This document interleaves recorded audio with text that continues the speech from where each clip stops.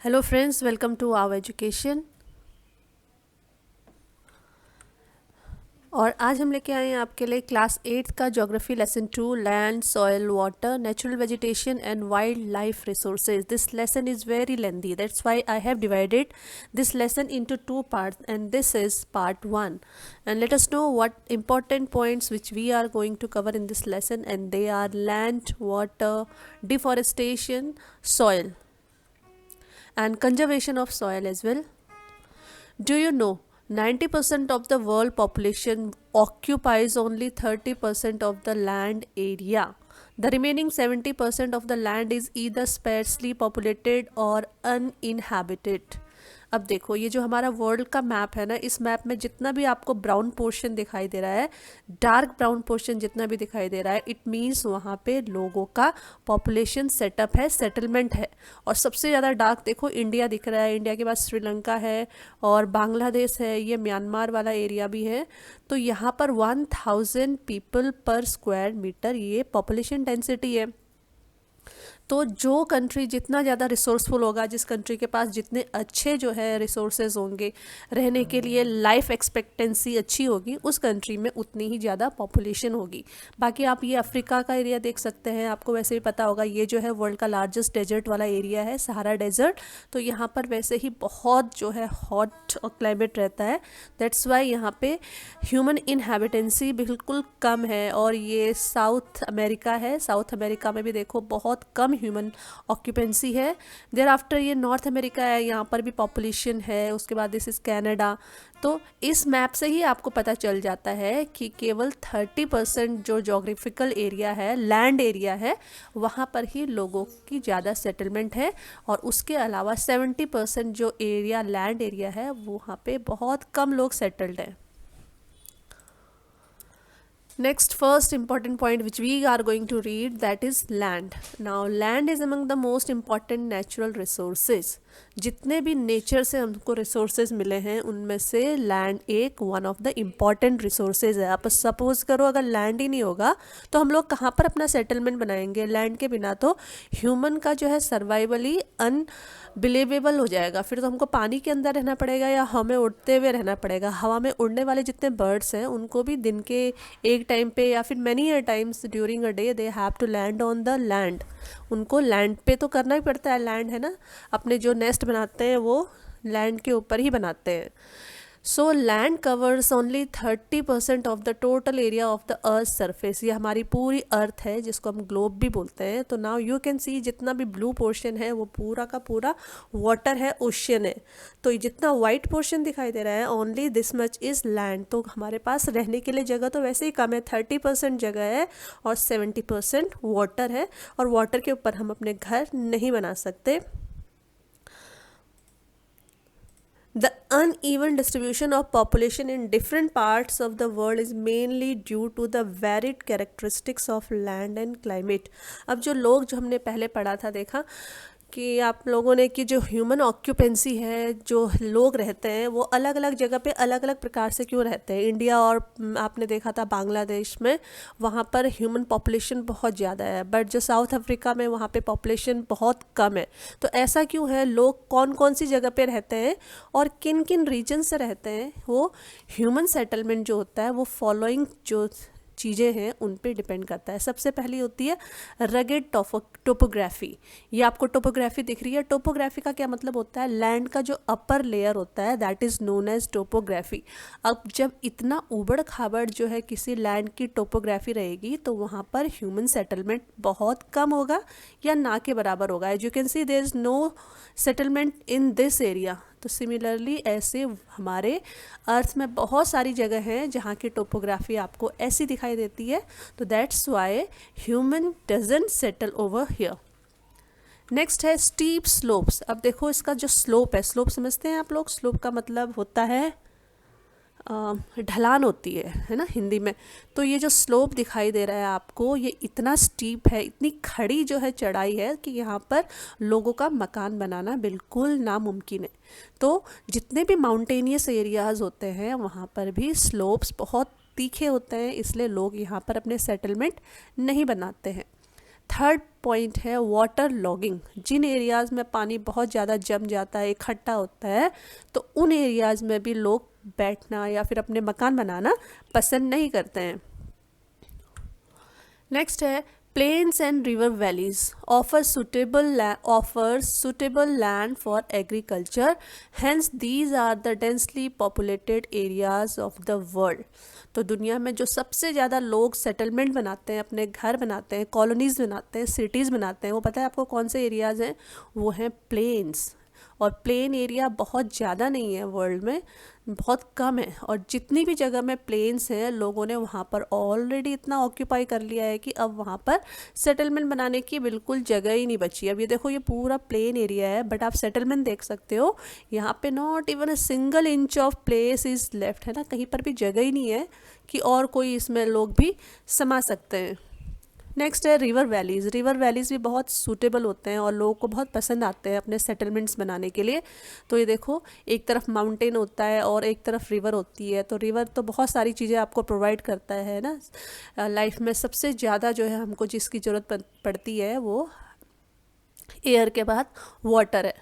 तो ये river valleys are also one of the most favourable places for human to get settle down.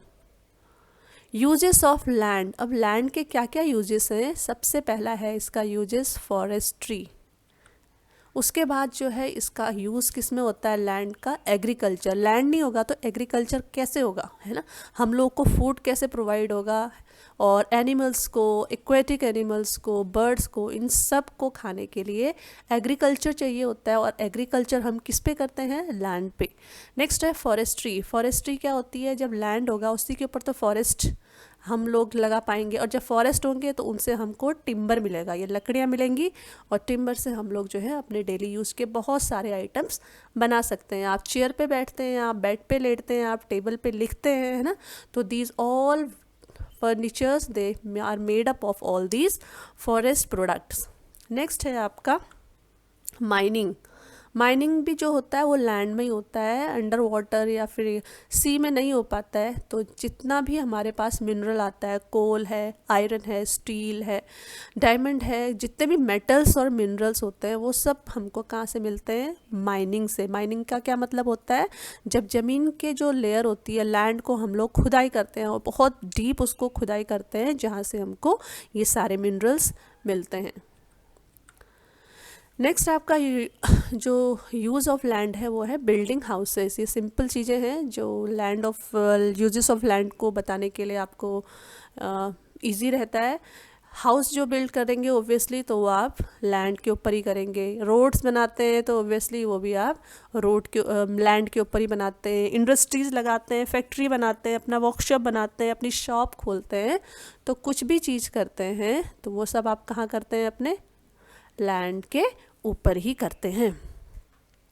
Next है the use of land is determined by physical factors such as. अब कौन सा land हमको use करना है, कौन सा लैंड यूज़ नहीं करना है, उसके भी रीजन्स है। देखो, जहाँ की टोपोग्राफी अच्छी होगी आदमी वहीं पर ही तो अपना सेटलमेंट बनाएगा, है ना?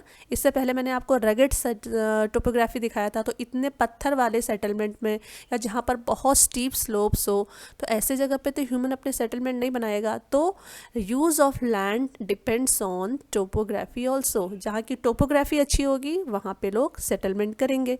नेक्स्ट है जहाँ का सॉयल अच्छा होगा।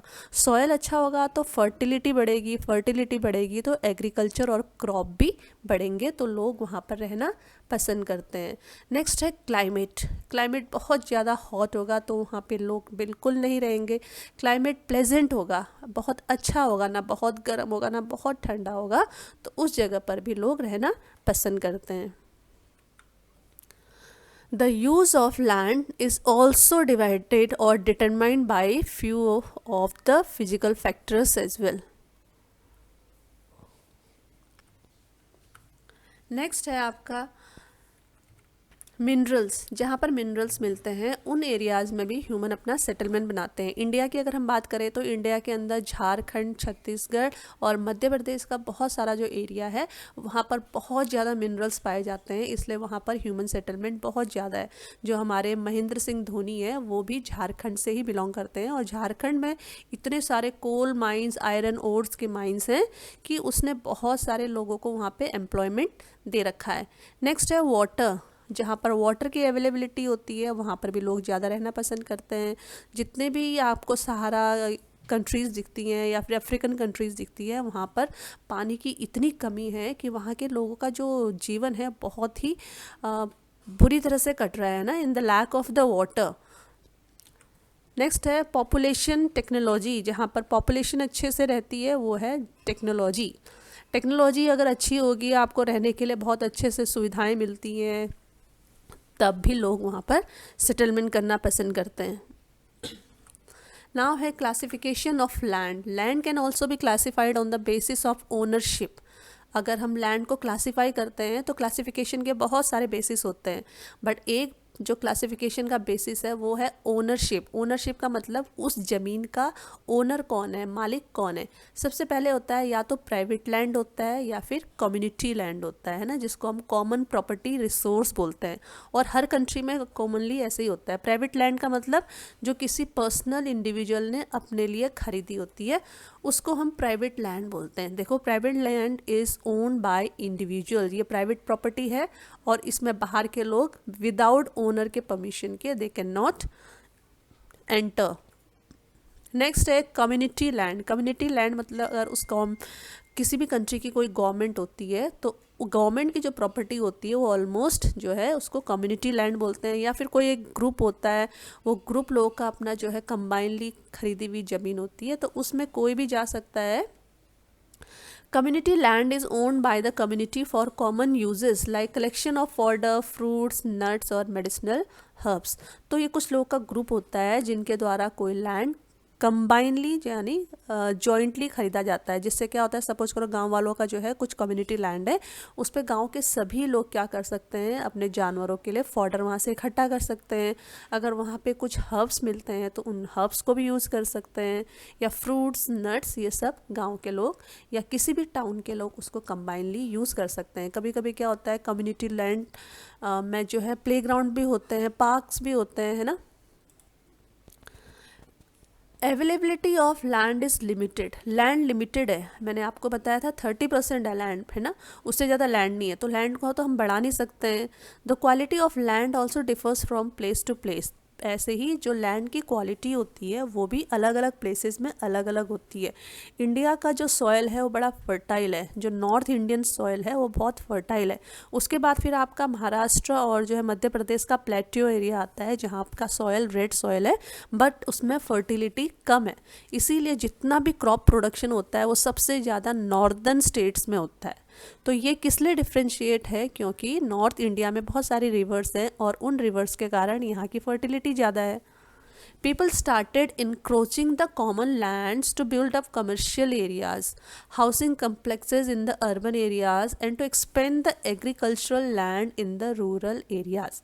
अब लैंड तो लिमिटेड है ना, बट लोगों ने क्या कर दिया है, अपनी प्राइवेट प्रॉपर्टी को बढ़ाने के लिए they have started encroaching the community land. उन लोगों ने जो है जितनी भी फ्री लैंड पड़ा हुआ था जिसके ऊपर गवर्नमेंट या सरकार का जो है अधिकार है या किसी का भी अधिकार नहीं है, ऐसे लैंड को उन्होंने ऑक्यूपाई करना है, उसको कब्जा करना स्टार्ट कर दिया, इनक्रोचिंग, है ना। और कब्जा करके what they do, they make commercial areas, mall बनाते हैं, इसके ऊपर शॉपिंग कॉम्प्लेक्सेस बनाते हैं, और गांव में लोग इनको कैप्चर करते हैं तो उसमें अपनी खेती वगैरह करना स्टार्ट कर देते हैं। Changes in our society caused land degradation। अब सोसाइटी में इतने सारे चेंजेस हो रहे हैं, पॉपुलेशन बढ़ रही है, पॉल्यूशन भी बढ़ रहा है, तो उन सब के कारण क्या हो रहा है, जो बेचारा लैंड है, लैंड के ऊपर बहुत ज़्यादा प्रेशर पड़ रहा है, बोझ पड़ रहा है, तो उसके कारण क्या हो रहा है, लैंड का डिग्रेडेशन, यानी उसकी क्वालिटी ख़राब होती जा रही है। जैसे आप देख सकते हैं ये बिल्कुल इनफर्टाइल लैंड है, इसकी क्वालिटी बिल्कुल ख़राब हो चुकी है, तो यहाँ पर अगर क्रॉप्स लगाते हैं तो वो बहुत स्ट्रॉन्ग या फिर बहुत अच्छा क्रॉप नहीं लगेगा, है ना। तो ये सब ह्यूमन एक्टिविटी एक्टिविटी के कारण हो रहा है। ये दिख रहा है आपको दूसरा, इसका नाम है लैंडस्लाइड। जब बहुत सारी ह्यूमन एक्टिविटी के कारण पूरे पेड़ों को काट दिया जाता है तो क्या होता है, ये लैंडस्लाइड होना स्टार्ट हो जाता है। नेक्स्ट है आपका सॉइल इरोशन। ये दिख रहा है आपको, ये नदी के किनारे का जो एरिया है, ये बिल्कुल नदी इसको बहा के अपने साथ ले गई है। तो इस सॉइल इरोशन के कारण भी हमारी लैंड घट जाती है, कम हो जाती है। तो देखो इतना पूरा एरिया पहले ये लैंड था, बट बहुत ज़्यादा पानी आने के कारण पूरा पानी इस लैंड के एरिया को अपने साथ बहा के ले गया। तो हमारा करीबन ऑलमोस्ट आधा किलोमीटर के जो खेत हैं वो बह के पानी में चले गए और हमारे लैंड कम हो गए। नेक्स्ट है आपका डेजर्टिफिकेशन। जब हम बहुत ज़्यादा क्वांटिटी में पेड़ों को काट देते हैं, फॉरेस्ट को ख़त्म कर देते हैं, तो वो पूरा एरिया धीरे धीरे डेजर्ट में कन्वर्ट हो जाता है। और डेजर्ट में कोई रहता भी नहीं है, ना वहाँ पे एनिमल्स मिलते हैं ज़्यादा, ना वहाँ पे क्रॉप लगा सकते हो, ना वहाँ पे आप घर बना सकते हो, क्योंकि वहाँ पे पानी की अवेलेबिलिटी बिल्कुल ज़ीरो होती है। इसीलिए फॉरेस्ट काटने से ही क्या होता है, डेजर्ट बढ़ जाते हैं। कंजर्वेशन ऑफ लैंड, हमारे पास प्रॉब्लम है तो प्रॉब्लम का सॉल्यूशन भी है ना। तो ऐसी कोई प्रॉब्लम नहीं होती है वर्ल्ड में जिसका कोई सॉल्यूशन नहीं होगा। तो इसीलिए अगर हमने अपनी प्रॉब्लम्स का टाइम पे सॉल्यूशन नहीं निकाला तो very soon we are going to destroy our beautiful earth. तो ऐसे ही लैंड को भी बचाने के बहुत सारे हमारे पास सॉल्यूशन हैं, but the thing is we should do them. First है अफॉरेस्टेशन। अफॉरेस्टेशन का अपोजिट किसका है, डिफॉरेस्टेशन का अपोजिट होता है अफॉरेस्टेशन। डिफॉरेस्टेशन का मतलब जब हम डिमोलिश करते हैं, यानी काटते हैं, डिस्ट्रक्शन करते हैं। डी का मतलब कोई भी नेगेटिव चीज़ जो होती है वो डी से ही समझ लो स्टार्ट होती है।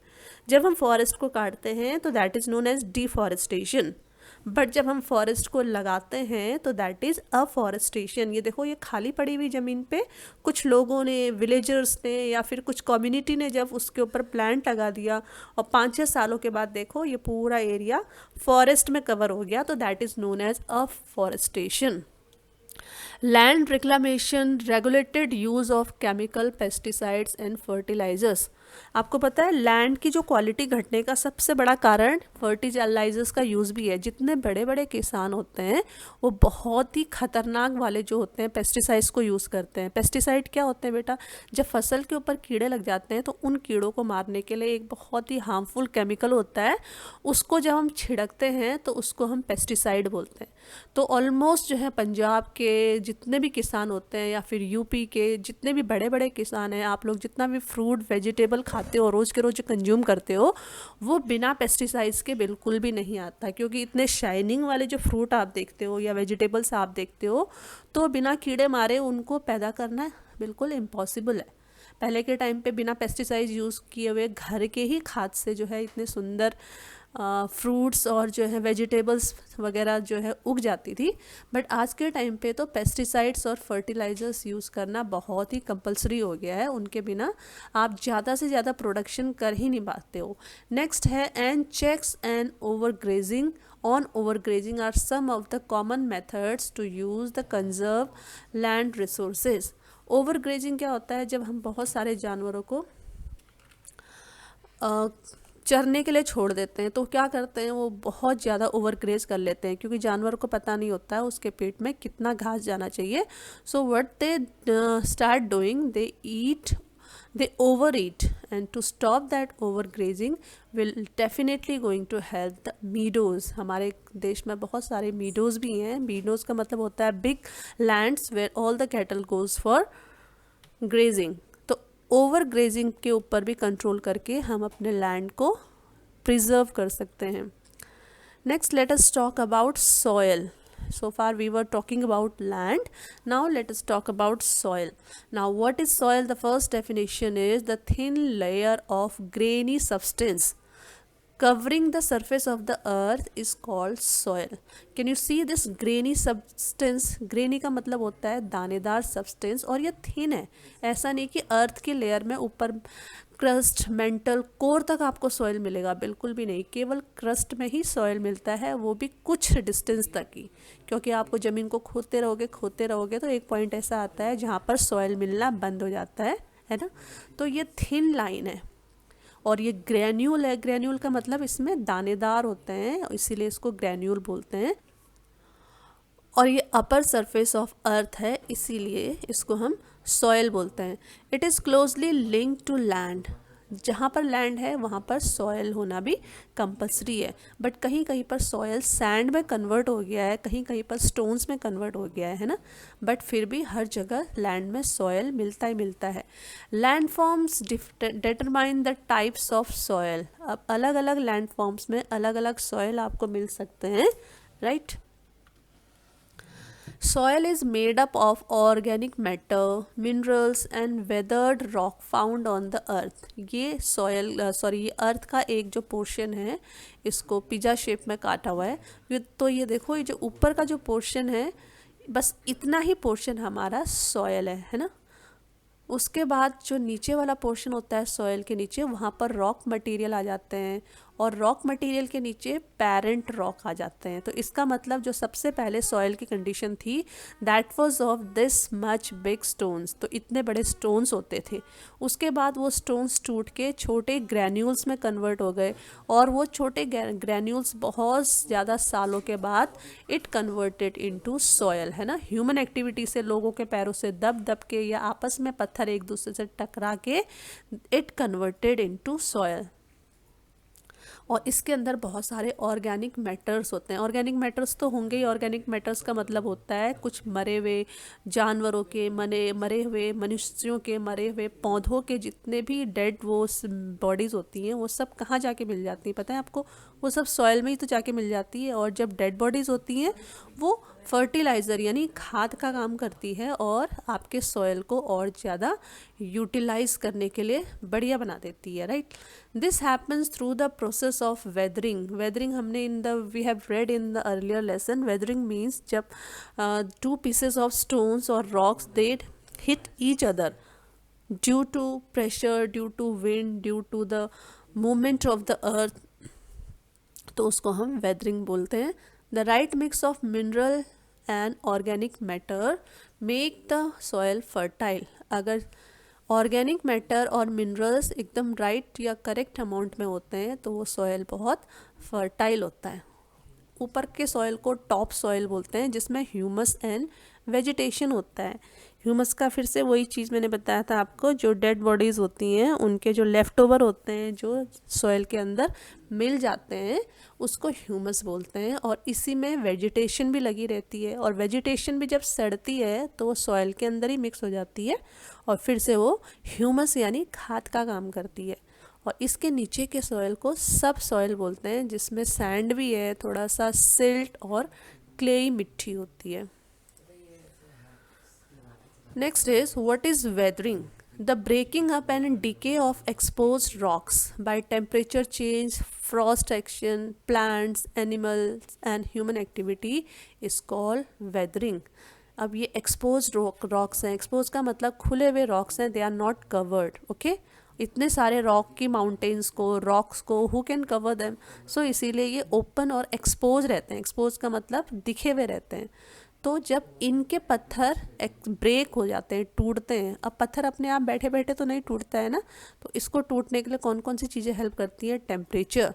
इतने सालों से ये पत्थर एक ही जगह पे पड़े हुए हैं, तो इनके ऊपर इतने धूप से क्या होता है, ये स्टोन्स वीक पड़ जाते हैं, है ना। उसके बाद कभी कभी जो विंड चलती है, तो विंड चलने से भी इनके लेयर्स में कटाव आ जाता है। नेक्स्ट है फ्रॉस्ट एक्शन। ठंड के टाइम में भी जो है इनके ऊपर ओस गिरती है, और जब वो ओस की बूंद नीचे गिरती है, तो धीरे धीरे अपने साथ पत्थर के कुछ जो मॉलिक्यूल्स होते हैं उनको नीचे गिरा देती है। और इनके ऊपर जब ह्यूमन यानी एनिमल्स और ह्यूमन चलते हैं, तो उनके पैरों से भी इनकी जो स्टोन्स होते हैं, स्टोन्स ब्रेक होते हैं, टूटते हैं। तो that is known as weathering. Next is, do you know it takes hundreds of years to make just 1 centimeter of soil 1 centimetre का जो सॉयल की लेयर है, उसको बनाने के लिए you know how much time is required? It's not this कि we will put it today and we'll see tomorrow that all rocks they will convert into soil. It's not like that. It takes almost hundreds of years. So soil is also very precious, because it is not going to get formed in just one night or one day or 1 month or even 1 year. it is going to get formed in hundreds of years. So once we will finish our soil, so we are not going to get it for many coming hundred of years. Factors of soil formation. अब soil formation के लिए कौन कौन से factor जो होते हैं वो रिस्पॉन्सिबल होते हैं. The major factors of soil formation are the nature of the parent rock and the climatic factor. Parent rock का मतलब होता है वो रॉक जिसको टूट के सॉयल बना होता है ना, उसी को पेरेंट रॉक बोलते हैं. और नेक्स्ट है जहाँ पर वो रॉक सिचुएटेड है वहाँ का क्लाइमेटिक फैक्टर कैसा था, वहाँ का क्लाइमेट कैसा था. इसके अलावा other factors are the land time taken for the topography, role of the organic material, composition of soil formation. All these differs from place to place. तो ये सारी चीज़ें मिलके सॉयल को फॉर्म करती हैं. सबसे पहले है पेरेंट रॉक. पेरेंट रॉक जो होता है उससे क्या मिलता है सॉयल को, कलर. अगर सपोज करो इंडिया की मैं आपको महाराष्ट्र की बात करती हूँ तो महाराष्ट्र का सॉयल जो होता है बहुत रेड कलर का होता है, तो इसका मतलब वहाँ के जो पेरेंट रॉक थे वो रेड कलर के थे. नेक्स्ट है टेक्सचर. टेक्सचर का मतलब अगर आपका सॉयल बहुत ज़्यादा मोटा है तो इसका मतलब वहाँ के जो रॉक्स थे वो बहुत हार्ड रहे होंगे, है ना, इसीलिए उनको टूटने में बहुत ज़्यादा टाइम लगा. नेक्स्ट है केमिकल प्रॉपर्टीज़, मतलब जो रॉक्स थे उन रॉक्स के अंदर कितने सारे डेड प्लांट्स या डेड एनिमल्स थे, क्योंकि जितने ज़्यादा डेड प्लांट्स और डेड एनिमल रहेंगे उस रॉक के अंदर तो उसके अंदर ज़्यादा से ज़्यादा केमिकल प्रॉपर्टीज़ मिलेंगी और मिनरल्स भी मिलेंगे. नेक्स्ट है रिलीफ, मतलब एल्टीट्यूड एंड स्लोप. जो पेरेंट रॉक था वो कितनी ऊंचाई पे सिचुएटेड था, है ना. नेक्स्ट है flora, fauna and micro organism affect the rate of humus formation. अगर जितने ज़्यादा जहाँ पर वो रॉक था, रॉक के आसपास बहुत ज़्यादा फ्लोरा और फौना था. What you understand by flora fauna? Flora का मतलब all the vegetation and fauna का मतलब ऑल द एनिमल किंगडम. तो जितने ज़्यादा फ्लोरा और फौना वहाँ पर रहे होंगे उस रॉक के चारों तरफ, इसका मतलब वहाँ की सॉयल उतनी ही फर्टाइल होगी. Next is climate. वहाँ का टेम्परेचर, रेनफॉल, ये सब चीज़ें भी ह्यूमस फॉर्मेशन और सॉयल फॉर्मेशन में बहुत इम्पॉर्टेंट रोल प्ले करती हैं. क्लाइमेट का मतलब अगर वहाँ पे बहुत ठंडा क्लाइमेट होगा तो वहाँ के जो रॉक्स होंगे they will not break up, वो टूटेंगे ही नहीं, है ना, क्योंकि धूप से क्या होता है, धूप से ही रॉक्स के अंदर क्रैक्स आता है. तो ज़्यादा ठंडे इलाकों में you will not get good soil, तो गर्म इलाकों में ही सॉयल अच्छी मिलती है. टाइम है, जितना ज़्यादा टाइम लगेगा उतनी ही अच्छी सॉयल बन के हमको मिलेगी. So these are the important factors which helps in the formation of soil. One more time let me revise it. First is parent rock. जितना अच्छा parent rock होगा उतनी अच्छी soil होगी. Relief मतलब उसका जो है सी लेवल से कितनी ऊंचाई पे जो है वो स्टोन या फिर जो rocks they were situated. Next है flora, fauna and micro organism. Micro organism का मतलब ऐसे छोटे छोटे organism which we can not see by our naked eyes. Next है टाइम टेकन एंड नेक्स्ट है climate. Factors of soil formation. Steep, long slopes means water will run down faster and potentially erode the surface of the slope. The effect will be poor soil on the slopes and richer deposits at the foot of the slopes. Also, slopes may be exposed to more direct sunlight, which may dry out soil moisture and render it less fertile. तो ये देखो जितने भी long slopes होंगे, इसका मतलब ये slope है ना, स्लोप का मतलब होता है ढलान. अगर ढलान होगी तो उससे क्या होगा, मिट्टी बह के पूरी नदी या फिर सी की तरफ जाएगी, और जो अच्छी वाली मिट्टी रहेगी वो सी के किनारे या नदी के किनारे ही इकट्ठी हो जाएगी. क्योंकि ऊपर से अगर हम जितना भी खाद डालते हैं, जितना भी फर्टिलाइज़र डालेंगे, वो सब बरसात के टाइम पे बह के यहाँ पहुँच जाएगा. तो इसलिए अगर स्लोप ज़्यादा है तब भी वहाँ की मिट्टी अच्छी नहीं होगी, क्योंकि सारा ऊपर का जो खाद है वो तो बह के आपके नदी के पास चला जाता है. ओके. नेक्स्ट है पेरेंट रॉक. ये मैंने आपको पहले ही बता दिया था ना, nature of the parent rock determines the colour. देखो अगर पेरेंट रॉक का कलर रेड होगा तो वहाँ की जो सॉयल होगी वो भी रेड कलर की होगी.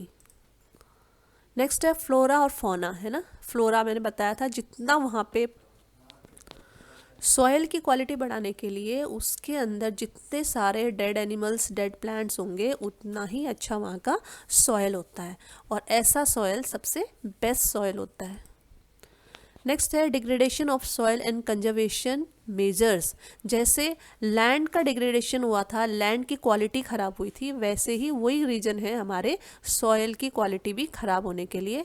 फर्स्ट है आपका सॉयल इरोशन। देखो, जब हम इतना बढ़िया सॉयल कंजर्व करके रखते हैं अपने आसपास, बट जो है एक ही फ्लड में या फिर समुद्र और पानी के कटाव के कारण जितनी भी रिवर्स आती हैं, वो अपने एरिया के साइड के जितना भी लैंड एरिया होता है उसको बहा के अपने साथ ले जा लेता है, तो हमारा पूरा सॉयल का एरिया कम हो जाता है और इसकी क्वालिटी भी गिर जाती है।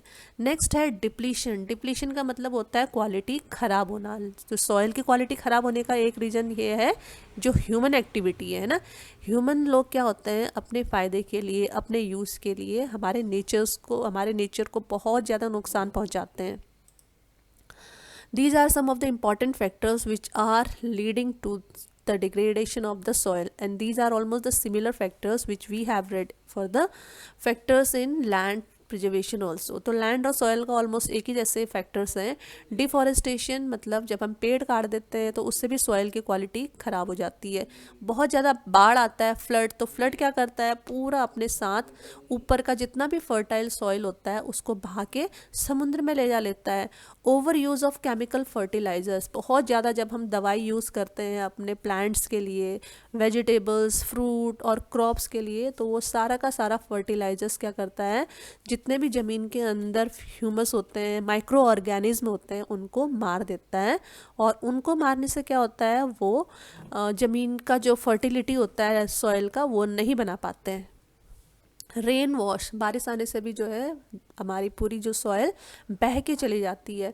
लैंडस्लाइड होने से क्या होता है, बड़े बड़े जो पहाड़ होते हैं, पहाड़ गिर के नीचे आ जाते हैं और फिर से नदी में बह के चले जाते हैं। नेक्स्ट है ओवर ग्रेजिंग। जब ज़्यादा कैटल्स जो हैं किसी एरिया पे घास चर लेते हैं तो जितने भी प्लांट्स होते हैं वो घास के साथ साथ प्लांट्स को भी खा जाते हैं, तो प्लांट्स को बड़ा होने का मौका नहीं मिलता है। तो over grazing is also one of the factor. ये डिफॉरेस्टेशन है, देखिए इतना बढ़िया जो एरिया है इसको पूरा जो है ट्री लेस कर दिया है। नेक्स्ट आपका ओवर ग्रेजिंग ऐसा होता है बेटा, जब इतने सारे कैटल्स को आप एक जगह छोड़ दोगे तो आप सोचो शाम तक तो उन्होंने वहाँ की पूरी जो वेजिटेशन ख़त्म कर देनी है ना। ये पेस्टिसाइड देखो, ये तो एक फार्मर का है, अगर ऐसे ही हर फार्मर पूरे अपने खेतों में इतना हार्मफुल केमिकल डाल डाल के पेस्टिसाइड्स यूज़ करेगा तो सोचो वो सारा पेस्टिसाइड्स इस लैंड सॉइल के अंदर चला जाएगा और सॉइल की क्वालिटी ख़राब हो जाएगी, और ये हमारे लिए भी हार्मफुल है। ये अगर धान के ऊपर देखो, ये धान का खेती दिख रहा है मुझे, ये धान की खेती के ऊपर ऐसे पेस्टिसाइड डालेगा तो यही धान को जो है ये लोग चावल बना के बेचते हैं, और वो राइस हमारी हेल्थ के लिए भी अच्छा नहीं होगा। नेक्स्ट है फ्लड। अब ये देखो, ये एरिया विदाउट फ्लड कितना सुंदर रहा होगा, है ना। यहाँ के लोगों ने कितना इसके ऊपर खाद पानी वगैरह डाल के अपने कितने खेतों को जो बढ़िया से बना के रखा होगा, बट फ्लड ने पूरा इसका जो है सत्यानाश कर दिया है और ऊपर की पूरी पानी की लेयर को बहा के अपने साथ ले गया। सॉयल की लेयर को बहा के पानी अपने साथ कहाँ ले जाता है, समुद्र में ले जाता है। ये लैंडस्लाइड है, देखो जितना भी हिस्सा है ऊपर का ये सारा जो है मतलब ये पूरा लैंडस्लाइड होके नीचे चला जाता है। अब नीचे क्या होती है, नीचे रिवर्स होती हैं, तो इतना अच्छा जो सॉइल होता है ये पूरा सॉइल नीचे नदी में जाके मिल जाता है। Soil conservation measures. अब सॉयल को भी कंजर्वेशन करने के लिए तरीके हैं। फर्स्ट है mulching. The bare ground, bare का मतलब जो खाली ग्राउंड होता है, between plant is covered with a layer of organic matter like straw. Mulching में क्या करते हैं, सपोज करो ये दो लाइन्स हैं, these are the two rows जिसमें हमने वेजिटेबल लगाया है, तो दो वेजिटेबल लाइन्स के बीच की जो एरिया होता है वो खाली है ना, दैट इज़ बेयर लैंड। तो इसको क्या करते हैं, जब फार्मर इसको स्ट्रे यानी सूखी घास से कवर कर देते हैं तो that process is known as mulching. इससे क्या होगा, जो ज़मीन के अंदर का मॉइस्चर रहेगा वो उड़ेगा नहीं, ज़मीन गीली रहेगी। ज़मीन गीली रहती है तो क्या होता है, प्लांट्स अच्छे से ग्रो करते हैं। और ऊपर से क्या होगा, कभी धूल आएगी, आंधी तूफान आएगा तो मिट्टी उड़ के यहाँ से ख़त्म नहीं होएगी, है ना। नेक्स्ट है आपका कंटूर बैरियर्स। कंटूर बैरियर्स क्या होते हैं? It is the method in which stones, grass, soil are use to build barriers along contours. Trenches are made in front of them to collect water. ये किसी की ज़मीन है ना, तो इन्होंने क्या किया है, ज़मीन के किनारे किनारे कुछ जो है बाड़ जैसी चीज़ें लगा देती हैं। बाड़ लगाने के लिए दे कैन यूज स्टोन्स का भी हो सकता है, ग्रास का भी होता है, कोई मोटी मोटी जो ग्रास लगा देते हैं उससे भी बाड़ बन जाती है, या फिर सॉयल का भी जो है वो लोग कभी कभी बाड़ बना देते हैं, जिससे क्या होता है यहाँ की मिट्टी बह के दूसरी जगह नहीं जा सकती, यहाँ की मिट्टी उड़ के भी जो है दूसरी जगह नहीं जा सकती।